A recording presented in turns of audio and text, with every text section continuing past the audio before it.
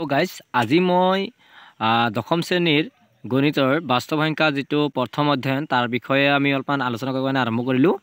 আজি 1.2 যিটো ইকুইলিব্ৰিয়াম বিভাজন প্ৰমেয়িকা দিয়া আছে, ইকুইলিব্ৰিয়াম ডিভিজন লেমা বুলি কোৱা হয় ইংলিছত।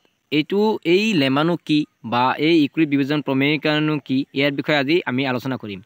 এতিয়া এই বিষয়ে আলোচনা কৰিব কাৰণে কিতাপত দিয়া ধৰণে আমি আলোচনা কৰিব কাৰণে চেষ্টা কৰিম, যাতে তোমালোকে সহজতে বুজি পোৱা। ইয়াতে এটা হাতৰ নিচিনা দেখা দিয়া আছে। এই হাতৰটো আমি এই ইকুইলিব্ৰিয়াম বিভাজন প্ৰমেয়িকাৰ সহায়ত কেনেকৈ সমাধান ওলাব পাৰি, সলভ কৰিব পাৰি, তাৰ কাৰণে আমি চেষ্টা কৰিম। এতিয়া গাইজ এইখিনি পঢ়িব গ'লে আমাৰ সময় লাগিব, সেইকাৰণে আমি নপঢ়ি ডাইৰেক্ট আপোনালোকক বুজাব কাৰণে চেষ্টা কৰি আছোঁ। আপোনালোকে পঢ়ি ল'ব।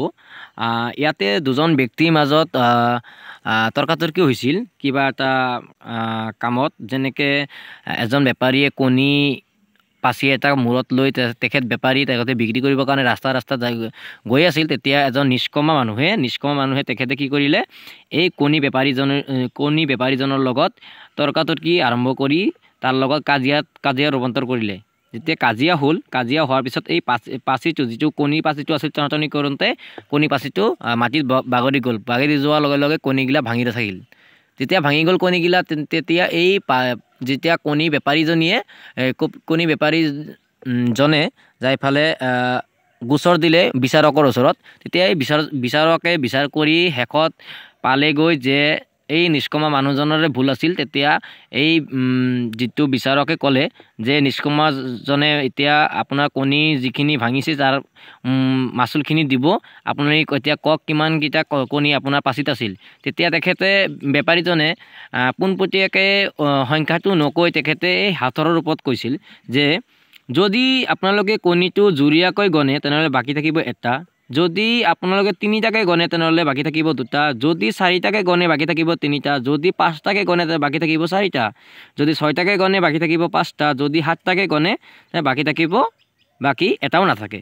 তেতিয়াহ'লে আপোনালোকে এইখিনি মই যিখিনি কথা ক'লোঁ ইয়াৰ ভিতৰতে মোৰ কণীৰ সংখ্যাখিনিৰ পৰিমাণ দিয়া আছে, আৰু আপোনালোকক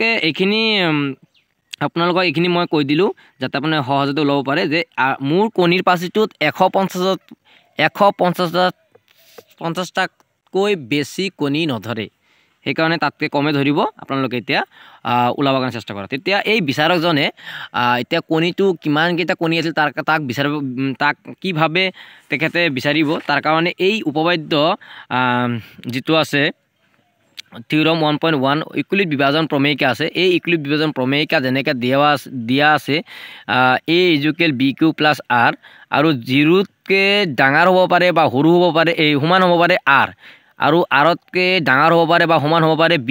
এইটো এটা কণ্ডিশ্যন দিয়া আছে। এই কণ্ডিশ্যন মতে আৰু এইটো চৰ্ত মতে যিটো ইকুইলিব্ৰিয়াম বিভাজন প্ৰমেয়িকা দিয়া আছে, ইয়াৰ সহায়ত এই বিচাৰকজনে এতিয়া কণীৰ সংখ্যাটোৰ পৰিমাণটো ওলাব।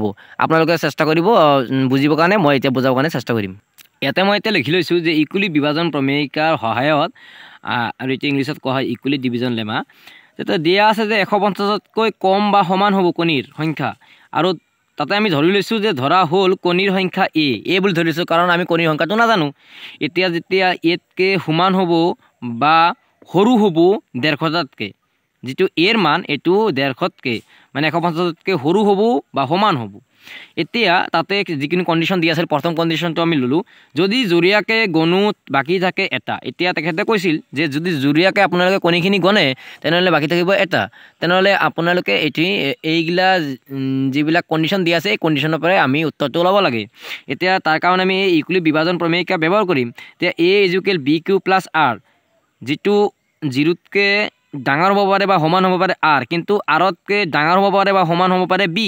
এতিয়া এইখিনি A=BQ আৰু R এইগিলানো কি বস্তু, ক'ৰ পৰা কেনেকৈ আহিল তাৰ বিষয়ে অলপমান আমি আলোচনা কৰিব কাৰণে চেষ্টা কৰিম। এতিয়া তোমালোকে দেখা পাইছা যে ইয়াতে মই 150ক লৈছোঁ, 150ক যদি 2ৰে আমি হৰণ কৰোঁ তেনেহ'লে 1ৰ ভিতৰতো নাযায়, সেইকাৰণে 15 ল'ব লাগিব, 2টা সংখ্যা ল'ব লাগিব। তেনেহ'লে কিমান হ'ল 15 ভিতৰত 2 কেইবাৰ যায়, 7 বাৰ যায়, 7 × 2 = 14 পে 14 গেলি বিয়োগ কৰিলে পাম আমি 1 পালেগে, এই শূন্যটো নামি আহিল। এতিয়া 10 হ'ল, 10ৰ ভিতৰত 2 কেইবাৰ যায়, 5 বাৰ যায়, 5 বহাই দিলোঁ, 5 × 2 = 10, 10টো বহাই দিলোঁ, 10 × 10 গ'লে 0। এতিয়া এইখিনিতে তোমালোকক বুজাই দি আছোঁ যে এই যে আমি 150টো লৈছিলোঁ এইটো হ'ল A, আৰু যিমানখিনি আমি ভাগশেষ পালোঁ সেইটো কম আৰ, যিমানখিনি আমি ভাগফল পালোঁ সেইটো কম কিউ, আৰু যিটো সংখ্যা দি আমি ভাগ কৰিছিলোঁ তাক আমি কম কি বি। এইখিনিকে আকৌ আমি এছামিছত লিখি দিছোঁ, যিখিনি নৰ্মেল ষ্টুডেণ্ট সেই তেখেতৰ কাৰণে বুজিবৰ কাৰণে সহায় হ'ব। যেনেকুৱা ইয়াতে লেখা আছে যে ভাজক মানে এ, ভাজ্য মানে বি, ভাগফল মানে কিউ, আৰু ভাগশেষ মানে আৰ। তোমালোকে এইখিনি মই আৰু একবাৰ ৰিপিট কৰি আছোঁ যে ভাজক মানে এ, ভাজ্য মানে বি, ভাগফল মানে কিউ, আৰু ভাগশেষ মানে হ'ল আৰ। এইখিনিকে লৈ আমি এই কণ্ডিশ্যনত আমি এতিয়া ইউজ কৰিম। এতিয়া তোমালোকে চেষ্টা কৰিবা বুজিবৰ কাৰণে। যেতিয়া ইয়াতে ধৰা দিয়া আছে যে আমি যদি ধৰি লওঁ প্ৰথম কণ্ডিশ্যনত যে a is equal 2 into q plus r, তেনেহ'লে এইটো হ'ল ভাজক, এইটো হ'ল ভাজ্য, এইটো হ'ল ভাগফল, এইটো প্লাছ ভাগশেষ।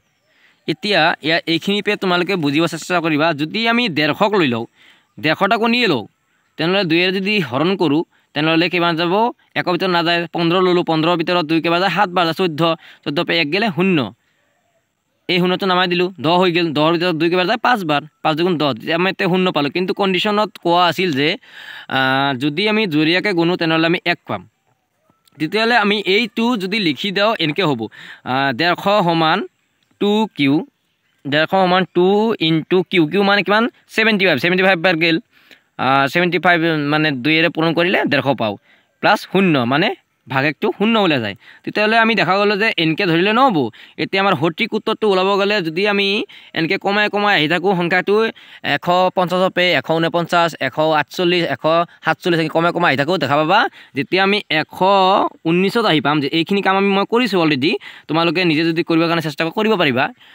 তোমালোকৰ যদি মনৰ কিবা এটা ইচ্ছা থাকে তেনেহ'লে মই চাই লওঁ, হ'ব পাৰে নহ'ব পাৰে, তেনেহ'লে তোমালোকে ওলাই ল'ব পাৰা। মই এইখিনি অলৰেডি কৰিছোঁ, সেইকাৰণে মই ডাইৰেক্ট ধৰি ল'লোঁ যে এৰ মান 119 ধৰি ল'লোঁ। এতিয়া চাওঁ, আমি এৰ মান যদি 119 ধৰি লওঁ তেতিয়াহ'লে আমাৰ এই যিটো সূত্ৰটো সেই সূত্ৰটো ইয়াতে প্ৰযোজ্য হ'ব নে নাই, মানে মিলিব নে নাই। যেনেকৈ a is equal b q plus r. প্ৰথম কণ্ডিশ্যনত দিয়া আছে যে আৰৰ মান কিমান হ'ব? 1। তেতিয়াহ'লে ইয়াতে যদি মই 119 লওঁ সমান, এতিয়া এই বি মানে এটা এনেকুৱা সংখ্যা যিটো 2 বুলি ধৰি ল'ব। 2ৰে আমি পূৰণ কৰিব লাগিব। 119ৰ ভিতৰত কেইবাৰ যায়? ইয়াতে পটকৈ আমি এটা হৰণটো কৰি দিওঁ। 119ৰ ভিতৰত 2ৰে হৰণ কৰোঁ। 2ৰে হৰণ কৰিলে 1ৰ ভিতৰত নাযায়। 11 ল'লোঁ, 11ৰ ভিতৰত কেইবাৰ যায়? 5 যায়। 5 2 গুণে 10, 10ৰ ভিতৰত 1 নামাই দিলোঁ। 11ৰ পৰা 10 গ'লে 1 থাকে, আৰু এই 9টো নামাই দিলোঁ। 19 হৈ গ'ল। 2 কেইবাৰ যায়? 2 যায় ইয়াতে 9 বাৰ। 2 9 গুণ 18, কিমান বাকী থাকিল? 1।